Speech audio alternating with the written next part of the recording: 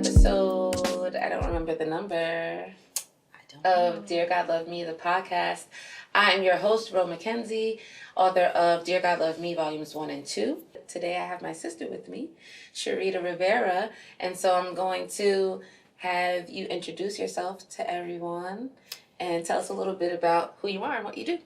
Sure. So I am full name Reeda Rivera, and I am a wife and an aunt, which is probably like my biggest flex, I would say, would be the fact that I am a very, very proud auntie. I am a licensed therapist. What kind of therapist? Well, I specialize in medical massage. I feel like anything outside of that, I'm just rubbing lotion on you.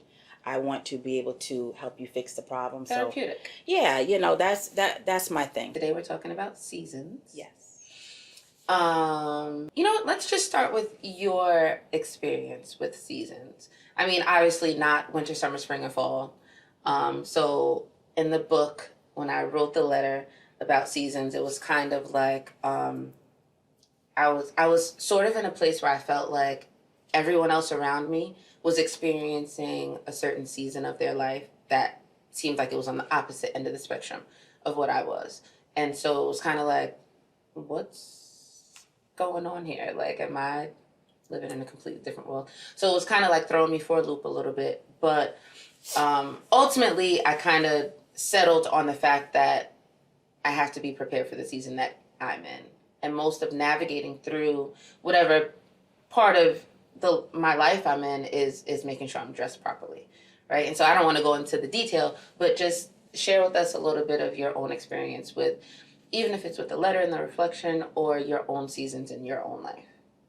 All right. Well, being that I am way older than you, I'm ancient compared to you. Well, 7 years, bro. That feels like a lot. It feels like a lot. And you look younger, so. Well, thank you. You're welcome. Thank you. But no, seriously though, like seasons, that's really when I read your letter, I absolutely loved it. It because I've been there and I understand what it's like, and I feel like I started going through what we're calling seasons later on in my life. I felt like I was in one big season from school into my 20s. I felt like that was just a season of it was like summertime. It felt like my favorite. It felt like a bunch of sun and sunshine, and then after that I felt like I was in the longest season of winter, just trying to find who I am, what I am, expectations I had on myself. And like you said in your letter, you're looking at other people and they seem like they have it figured out, which would seem like they are in like their springtime season. Everything's new and blossoming, and you're sitting here cold and kind of like dried up and kind of dormant, and you're like, well, I don't know what's next. I don't know what's going on. I don't know which way to go. Who's going to tell me which way to go? Right. What do you mean? I have to make that decision? Right. Like, I'm the grown up now? Yeah. I don't know how to be that. No one taught me that. So I was in a winter season for, I would say, mid to late 20s, probably until mid 30s. I was in a winter.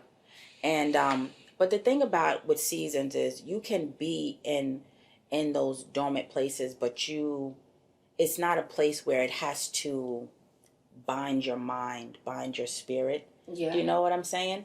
Like as long as you have your mind settled and set in the Lord, even though you're uncomfortable over here, you can still you're still, there's still room. You're still going to be able to blossom. I think about flowers. Flowers die off, so they look like they're dying off. But then when the weather and the ground starts to warm up and you don't have to replant anything and they just start sprouting up, that would imply that they did not die. They were just sitting there in a place, So that's to me, that's what seasons are. Being in the uncomfortable, but still your mind is still going forth. Your mind is still ready to burst forth. Yeah. So, I mean, you have to go through them. You have to. You There literally is have to. literally no escaping your season. Yeah. And when I went through the winter season, I enjoyed that spring and that summer so much more. Yeah, yeah. It gives you a greater appreciation. Oh my goodness, a greater appreciation. It's like, it kind of sounds like your what did you call it? Your winter is more like discovery, right? Because you're trying to figure out, where am I? Who am I? Because, I mean, I'm going to be 37 on Saturday. Whoop, whoop, whoop. But it's like, I'm just now starting to be like, oh, that's who you are? Okay, girl. Oh, yeah. Like, because it's difficult, like, when it seems like people around you are like, they're settled in, like, their careers, what they want to do, where they want to live, if they want to travel or not. Like, all of these things seem to be figured out. Yeah. And I'm just like, but I'm just figuring out I don't like yogurt. Like, right. What do you mean? Like, what are we really doing here? Yeah. So that discovery season and that dark season, not necessarily dark, but sometimes, yeah, dark. Yeah, because like dark. Even like in our natural seasons, when it gets dark at like 8 o'clock in the morning, and it feels like it's dark until the next day at 8 o'clock in the morning. Like, I struggle with that. Yeah. Like, winter blues is a real thing. Yep. Like, so, but just because it's dark, like you said, doesn't mean that you have to be dead. That's right. So, like, even a flower, when you think the flower dies, or a seed when it's planted, it's in a dark place. But it's not because it's a bad place. It's because it's being planted. Right. So, when that plant starts to grow and it bursts out into the light, and it's like, oh, okay. So it was purposeful for me to be planted. It was purposeful for me to be buried. It was purposeful for me to, have to experience this season of discovery, even though it's cold, even though, like, feels like no matter how many layers I put on, like, yeah. But it's all purposeful. What do you think was the most difficult part of winter for you? Because the cold doesn't bother some people. Right. Darkness doesn't bother some people. Right. Like, so what do you think is or was your most difficult part of navigating through what you would find to be like your super hot, super humid, super sweaty, sticky day? What was like, the most... Oh, boy. Let's see. Figuratively, obviously. Yeah. Well, what I did was with this, and I was excited. I did it today. I was looking into seasons. I was looking into scriptures about seasons. Okay. And what the seasons mean spiritually. Okay. So you're asking me about the summertime. Now, one of the things that they said about the summertime was that, yes, it's a bunch of energy and everything, but there's a lot of distractions also. So I would say for me, the distractions. Okay. And we think about the summertime. The summertime, there's a lot going on in the summer. There's a lot going on that pulls your attention away. Tons a lot. Things. Yeah. And so the last thing that you really need when you don't know where you're going, when you're fighting, not knowing, as I'll share that, but whatever, as you're fighting that, is to also be distracted on top of it. Yeah. Absolutely. So you're on a journey, who, what, where, when, why, and then while you sitting here doing this, then you're like, what's going on over there? Oh, something shiny. Right. And that's me. Dory. Right. So Dory. That definitely would be it. I would say. That's the tough. Distractions while I'm on the journey to discover. Yeah, for sure. Because like those distractions, like it's like it sets you back. Like 2 steps forward, 10 steps back. Because it's like, and it's almost like as soon as you feel like you're getting somewhere, it's like, oh, look at this over here. And then it's like, ooh, what's that? And then before you know it, you're like, oh, man. Totally forgot to do that. Totally forgot about this. Now I got to start all over again. Oh, I'll do it tomorrow. Oh, God. Don't get me started with tomorrow. Because, honestly, Summertime is a bunch of I'll do it tomorrows. Yeah. Totally. Winter, have you settled in Not there? me saying summer's my favorite and you're like Well, no. basically demonizing it right now. No, listen, I like a little sun kiss. I like a little, there's benefits for the summertime, I get a little pale. I look a little dried up. But yeah, that summertime sun kiss, it's good. Yeah. It's good. Balance. Balance is important because I'm definitely going to be outside this summer. Yeah, balance. But not distracted outside. Right. I won't do what I did before and you clown me. What? Remember that real hot summer and I was praying for snow.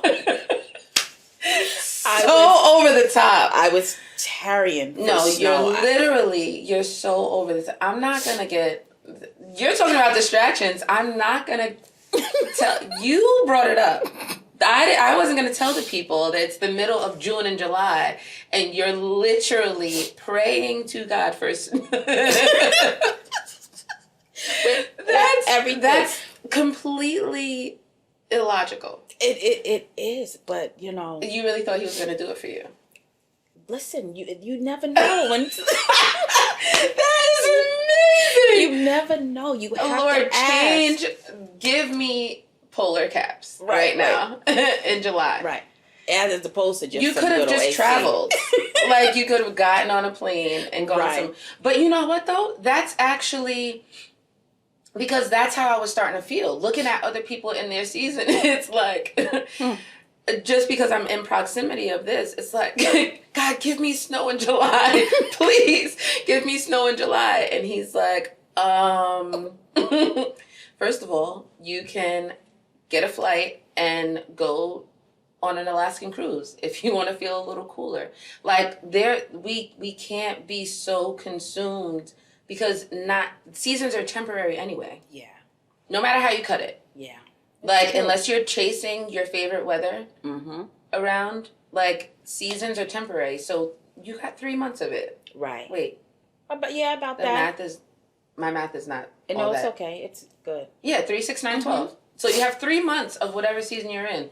Not saying that a season of your life, whether it's, and I'm not talking about clinically diagnosed depression and things like that. Yeah. Those things obviously are different. Yeah. But time and chance, seasons happen for everyone. That's right. And I think it's so important that even if I can talk to the girl that I was when I was writing that letter in that moment, like, girl, relax. Like you're so consumed with and shaken by this season in your life because it doesn't look like the next person. We can be experiencing, what season are we in now? Spring? Yeah.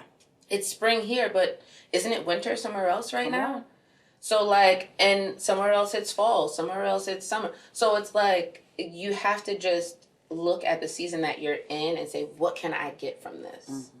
Like, even though I'm freezing cold and I have 3 blankets on and my heat is on 80 and whatever, like, what can I learn from this situation? That's right. What can I pull from this that is going to help me to even help somebody else who's going through this season after I come out? But ultimately, that's what it's about, right? Yeah. Is once I come out of this, what do I have from it so that I can help somebody else who's going through it? Right. So, or you need to hold on to it for yourself as well. Oh, yeah, absolutely. It just keeps going, Otherwise, you'll find yourself in a perpetual state of whatever season that you're in. So you learn from it what you're supposed to learn from it. It's just going to keep coming right back. That's right. I don't know how we're doing on time, but what is the best part about the season of your life that you're in right now? What's the best part? Don't say PJ. We all know you're obsessed with PJ. Well, then I don't know what that is. There anything outside of him? There is. It can't be. It can't be. But if I had to choose something else besides what's your close him, second? I would say this is probably this is by far the most comfortable I have ever been in who I am.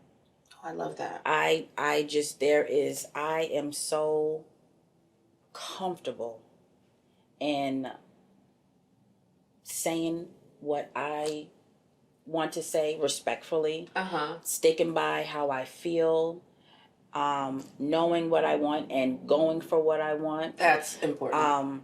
Yeah, it is the most comfortable I've ever been. Before, you're younger and you're growing, and you don't want to make people you don't want people to be uncomfortable, or let me just go with the flow. No. Mm-mm. And I know that that's okay. I know I'm supposed to be comfortable in that. My no means no, my yes means yes. My no is a full sentence. Yeah, I feel forget about it. Unstoppable.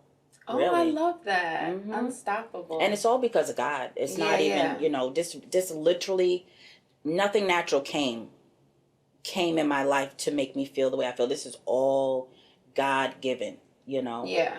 All God given. So yeah, I mean, unapologetic. I love that. Unapologetic, unstoppable, comfortable saying no. Huh. Yeah. Listen now. I'll say no and won't blink to people. My nucleus is tough. Like like if I was to say no, I might lose a little sleep because I'm like, oh my goodness, But yeah, overall, yeah, I don't even. So we're always the exception to the rule. You guys are always the exception to the rule. Forget about it. Okay, so I have a list of things I'm going to ask you for yes. when we're done. The answer is yes. No, honestly, I think you probably only mean that for your nephew. Yeah, I don't think he'll ever hear no from me. Oh God. Okay. Honestly, well, don't. I mean, okay. So tell us about where we can find you, where we can find Fit is Fly, and how to stay connected. Okay. Well, currently I am sharing my dreams and the lessons from my dreams on TikTok. So I'm Deed_55. We'll add it. Okay.